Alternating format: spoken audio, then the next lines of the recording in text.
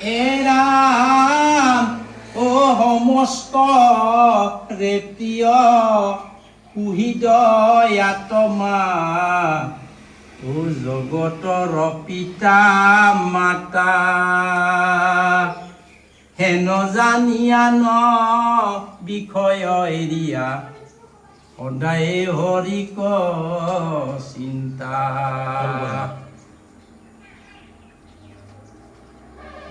ভাগ্যৰ উদ্যম এৰিবে ও কি কাৰ্যত লাগে আক ইহাৰই উত্তৰ শুনা নিৰন্তৰ দৈত্য হি কুমোৰ বাক পশু শৰীৰত ইন্দ্ৰিয় ৰহুখ সমস্তে দেহত পাৱে ও পূৰ্বৰয় অদৃষ্টে যত্ন নকৰিবে আপুনি আনিমি লাৱে তো কৈছে মনুষ্য জন্মই অকল নহয় সমস্ত জীৱ জন্তুৰ ক্ষেত্ৰতো পূৰ্বৰ অদৃষ্ট অনুসৰি অৰ্থাৎ জন্মৰ লগে লগে আমি সদায় কৰ্ম লগত লৈ আহোঁ আমি যাক ভাগ্য বুলি কওঁ ভাগ্যটো আচলতে কৰ্মহে তো পাপ পুণ্য এই দুয়োটা বস্তু আমি লগত লৈ আনো তো আৰব্ধ প্ৰাৰব্ধ অনাৰব্ধ তিনিটা পাপ এই তিনিটা কৰ্ম জন্মৰ লগে লগে প্ৰাৰব্ধ কৰ্মৰ ফল লৈ আমি জন্ম সেই কৰ্মৰ ফলটো শেষ নোহোৱা পৰ্যন্ত জীৱবিলাকে এই পৃথিৱীত ঘূৰিব লাগে বুলি কৈছে আৰু এইবোৰ যেতিয়া শেষ হ'ব তেতিয়া আমি পুনৰ আকৌ দ্বিতীয় জন্মৰ কাৰণে আগবাঢ়িব পাৰিম বুলি কৈছে তো কৈছে যত ইন্দ্ৰিয়ৰ সুখবোৰতে তো চবেই কাম ক্ৰোধ লোভ মদ মাৎসৰ্য এও আছে তো আৰু অন্যান্য ইন্দ্ৰিয়ৰ সুখ আছে এই সকলোবোৰ সকলো জীৱৰ ভিতৰতে আছে তো মনুষ্যৰো আছে অন্য জীৱই যেনেকৈ মানে এইটো লাভ কৰে মনুষ্যই লাভ কৰে গতিকে যেনে নিদ্ৰা যেনে ভয় যেনে মৈথুন যেনে কাম এইবোৰ অন্য শৰীৰতো আছে মানুহৰ ক্ষেত্ৰতো আছে গতিকে এইবিলাক যত্ন নকৰা কৰিয়ে প্ৰাৰব্ধ কৰ্মৰ ফল মতে মনুষ্য বা অন্যান্য জীৱই জন্মগ্ৰহণ কৰে এৰাম দুখক লাগিয়া ও যেন পুৰুষে একো যত্ন নকৰয় তথাপি তৈয়ানি মিলাৱয় দৈবে অন্তে দুখ নপাৱয় ঠগা কথা এটা কৈছে দুখক লাগিয়া যেহেন পুৰুষে একো যত্ন নকৰয় তথাপিতো আনি মিলাৱয় দৈবে অন্তে দুখ নপাৱয় দুখটো বা অন্য কৰ্মৰ ফলটো তো দৈবে মিলোৱা বুলি কৈছে সেই অৰ্থটো এনেই মই অলপ আগতে ক'লোঁ যে আমাৰ প্ৰাৰব্ধ কৰ্মৰ ফলস্বৰূপে আমাৰ জন্মৰ লগে লগে এই দুখবোৰ বা এই কৰ্মবোৰ আপোনা আপুনি আহে তাক আমি ইচ্ছা কৰিলেও এগুৱাব নোৱাৰোঁ কাৰণ সেইখিনি ভোগ কৰিবৰ কাৰণে আমাৰ জন্ম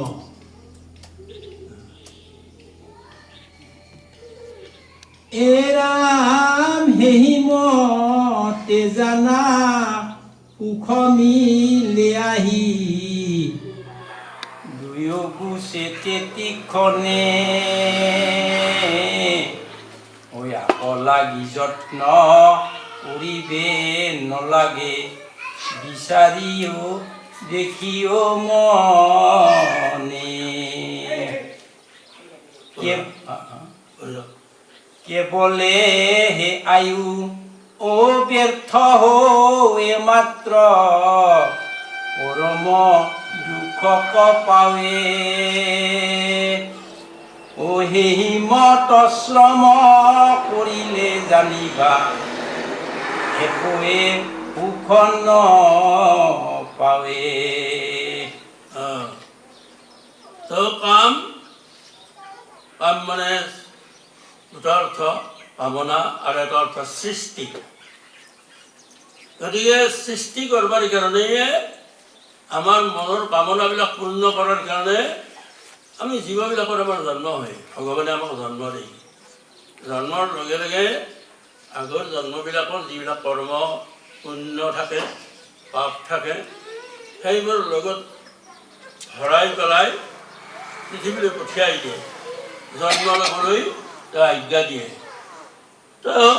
এইমতে অলপ আগতে সুন্দৰ এটা দৃষ্টান্ত দি বুজাইছে যে দুখবিলাক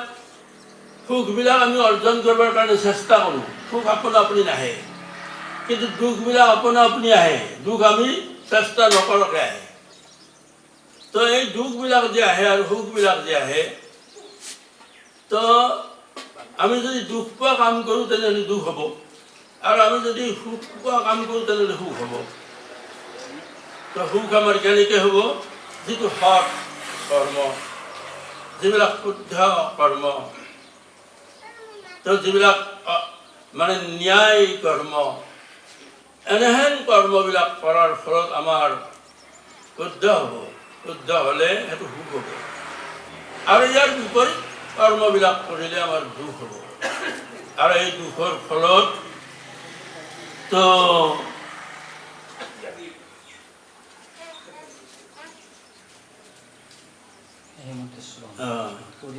দুখৰ ফলত আমাক এটা ইংগিত দিছে যে এই দুখৰ যাতে অন্ত পৰে দুখ যাতে আমাক লগ নিদে দুখে তো তেনেধৰণে চেষ্টা কৰিবৰ কাৰণে যত্ন কৰিব কৈছে আৰু ভগৱন্ত প্ৰভুৰ সেৱা কৰিবৰ কাৰণে অৰ্থাৎ অহৰহ সকলো কৰ্মতে ভগৱন্ত প্ৰভুক স্মৰণ কৰিব লাগে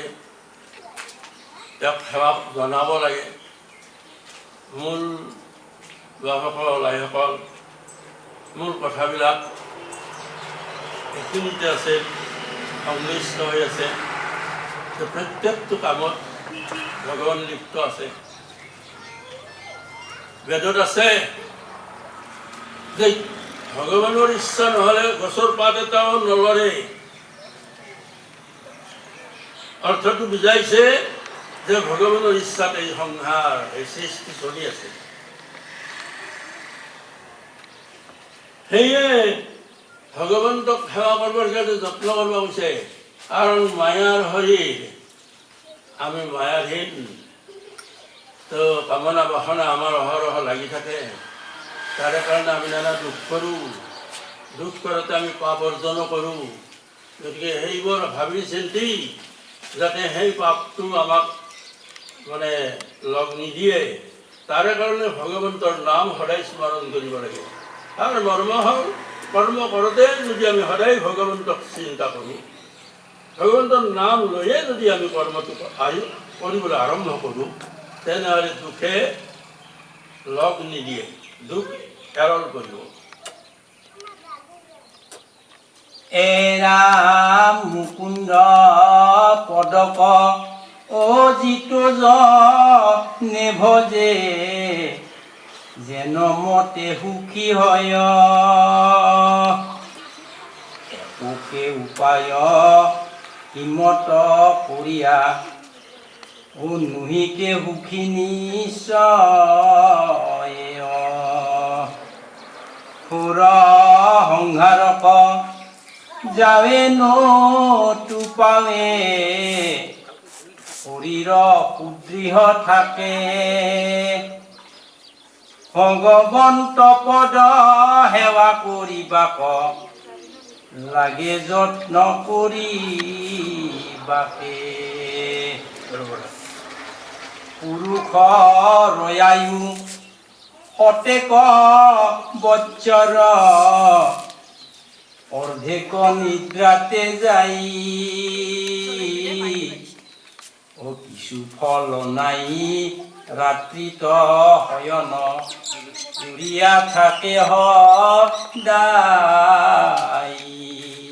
বৰ ঠগা কথা ক'ব কৈ আছে এতিয়া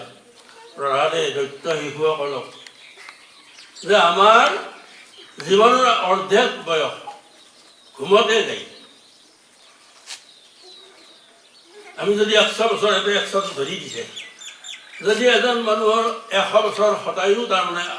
আয়ুস আছে তেওঁ 50 বছৰ ঘুমতে যায় তো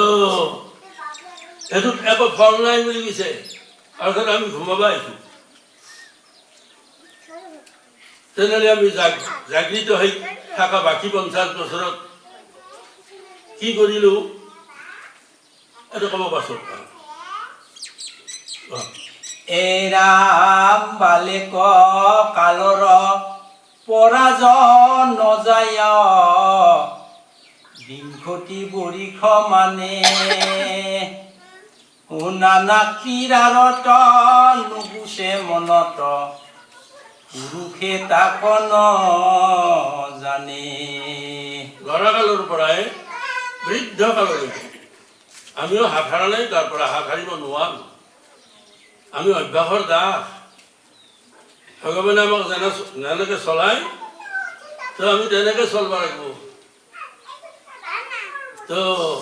ঈশ্বৰে আমাক তেনেদৰে সৃষ্টি কৰিছে এটা কি ধুনীয়াকৈ কৈছে বালক অৱস্থাত 20 বছৰ মানে 20 বছৰ কাল ক্ৰীড়াৰত মানে খেল ধেমালি খেলি পঠায় বাল্যকালটো 20 বছৰ কাল খেলা খেলি ফেলে পঠায় একো কামত নাহে কিন্তু কামত নাহা বুলি ক'লে আৰু অন্যান্য বেলেগে বেলেগে বিভিন্ন প্ৰশ্ন কৰি তাৰ উত্তৰ আছে যি নহওক শাস্ত্ৰ এটা কৈছে যে আমি নাজানো যে এই ক্ৰীড়াৰ মাধ্যমেদি আমি যে মহামূল্যৱান 20টা বছৰ এনে পঠালোঁ তো প্ৰহ্লাদ তাৰ এটা জ্বলন্ত উদাহৰণ তেওঁ এই খেল ধেমালিৰ লগৰ লগত তেওঁ ৰং ধেমালি এইবিলাকত তেওঁ ব্যস্ত নাছিল তেওঁ সেইবোৰ নকৰিছিল ঈশ্বৰৰ নাম অহৰহ তেওঁ লৈ আছিল তাৰপিছত এৰাম আয়ু যায় অব্যৰ্থ যুৱা পাইলে আহি পাছৰ বিংশতি যাই অসামৰ্থ বইলে বলদূৰ বইলে কিছু তাৰ ক্ষমা নাই আমাৰ আয়ুস ইতিমধ্যে যাই আছে আমাৰ যে আয়ুস যাই আছে আমি ক'ব নোৱাৰোঁ দিনৰ পিছত ৰাতি ৰাতিৰ পিছত দিন তো এনেদৰে যাওঁতে 25 বছৰ কাল যুৱা মানে যুৱক অৱস্থাত এনেকৈ কটায় যুৱক অৱস্থাটোত 25 বছৰ কাল তো ব্যৰ্থে যায় বুলি কৈছে এৰাম তথাপি তোমন পূৰণ নজায় শৰীৰত বল নাই আকুল ব্যাকুল লাখুটি কধৰি আনে দ্ৰব্য সৰ্বদা এতিয়া আমাৰ অৱস্থা এই কথাখিনি আমাক কৈছে আমি এটা বৃদ্ধ গতিকে আমাৰ অৱস্থাটো লাখুটি ধৰা অৱস্থা ক'ৰবাত যাব লাগিলে লাখুটি জাল লাগে বেলেঞ্চ নাই তো এই লাখুটিক ধৰি পেলাই আহিবগে শৰীৰত বল নাই তথাপি আমাৰ যিটো লোভ আমাৰ যিটো ইচ্ছা সেইটো আমি দমন কৰিব নোৱাৰোঁ আমি কিবাকে লাখুটিত ভৰ দি হ'লেও গৈ পেলাই কাৰ্য পূৰণ কৰোঁ এইটো আমাৰ ইচ্ছা চেষ্টা এৰাম বলৱন্ত কাল অ তাহাক পুৰিবে নপাৰয় একো কালে কি হব বৎসৰ এহি মতে যাই বিষয় মিছা জঞ্জালে।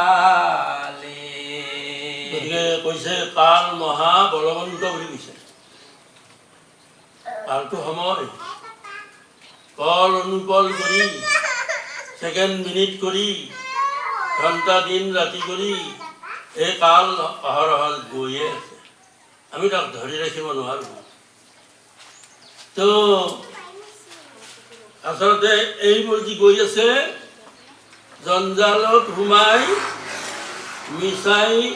অৰ্থ ব্যয় কৰি শক্তি ব্যয় কৰি তো সংসাৰ পাতি আমি কাল ক্ষেপণ কৰি আছোঁ। কামত কিন্তু একো নাই। ফলস্বৰূপে আমি কিছু পাপ গ্ৰহণ কৰি লৈছোঁ আৰু সেই পাপৰ ফলত ইভাগে ওপৰত যমৰাজাই